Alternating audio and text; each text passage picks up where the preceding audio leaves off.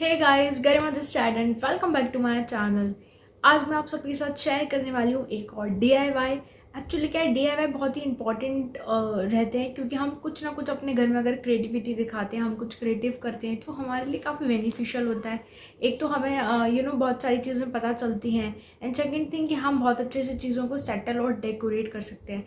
इसलिए इस वीडियो में आज मैं आपके साथ एक डीआईवाई शेयर करने वाली हूँ। अगर आपको मेरा वीडियो अच्छा लगता है तो आपने क्या करना है, मेरे चैनल को लाइक शेयर एंड सब्सक्राइब करना है, बेल आइकन को हिट करना है ताकि आप मेरे आने वाले सारी वीडियो से नोटिफाई रह सके। एंड मुझे कमेंट करके ज़रूर बताएं आपको वीडियो कैसा लगा।